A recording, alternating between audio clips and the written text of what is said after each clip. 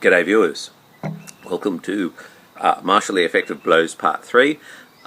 This is also a little bit of an aside from the main argument, but in this case we're going to be looking at rising cuts. Are they as powerful as descending cuts? Does it matter which edge you use? So I'm hoping you'll find this enlightening as well. What about rising cuts?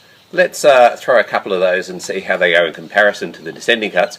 I'm going to start off with a true edge rising cut like so, a broadsword number 4.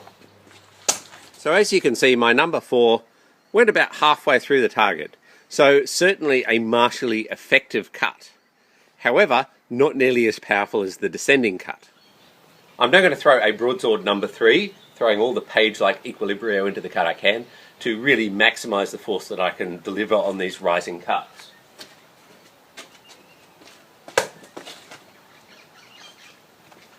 So once again, pretty good cut.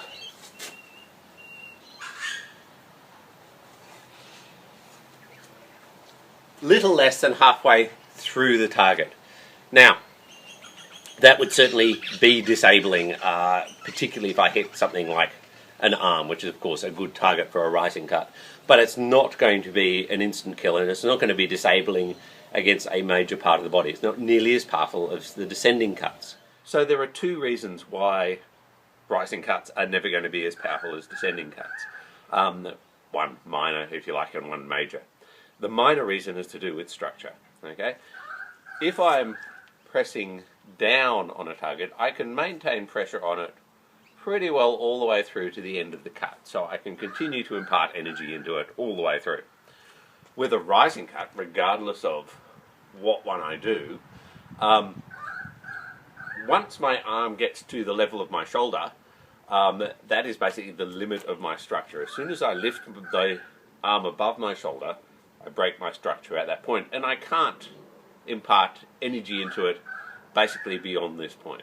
So I'm going to have only going to be able to deliver energy into the target to about that point, and after that I can't really push my sword into the target anymore.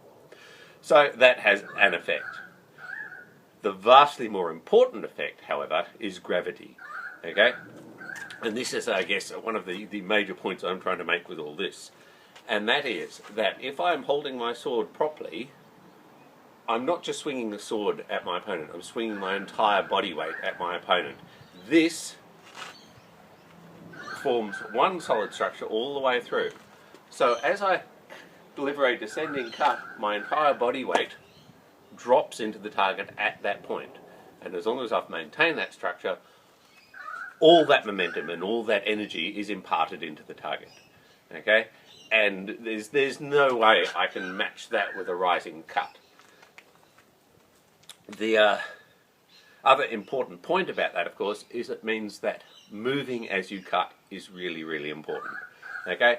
If I stand there and statically whack a target as hard as I possibly can, all I've got is the momentum of the sword itself, which, you know, doesn't weigh that much. However, I deliver my cut on some piece of footwork, then my body is moving. And if my body is moving, my body weight is imparted into the target, and I get to deliver a vastly more powerful cut. And so, moving when you are practicing your cuts in the way that you do when you are bouting is absolutely vital, and something you should always do. Just standing there and whacking at something statically not only is not realistic, it's not as efficient as stepping with your cuts. So while a good, powerful rising cut can be a martially effective blow, it's never going to be as effective as a descending cut. While we're here, let's look at false edge rising cuts. Okay, so honestly, with a hammer grip sword, you don't see a lot of this.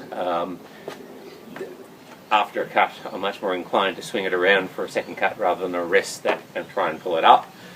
If I do hit something, if I hit it too hard, I'm very likely to have that sword leave it out of my grip when I've really only got the palm of my hand to support it. If, however, I go Renaissance and I stick my finger over the cross, this becomes a lot more viable. I've got that second point of leverage that I can use to really whip that edge up. So how much damage do I do with a false edge rising cut held in a Renaissance grip? So they were two pretty full arm rising cuts with the false edge, one from the left, one from the right. The one from the left cut through 2 layers of tatami mat. The one from the right cut through maybe 3 layers of tatami mat. So not as powerful as the rising cuts with the true edge. And the reason for that is, of course, still mechanical. Okay, I can deliver a lot more energy into the target after impact this way than I can this way.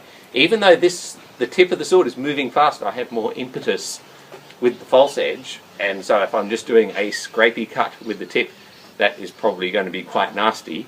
After impact, even with this finger over the cross, I still have that real issue of leverage pressing down on the sword. Whereas with the rising cut, regardless of which way I go, I can better support the kickback from the target. As a result, the rising cuts with the true edges are going to be more powerful than the rising cuts with the false edge, even if you try and improve your grip.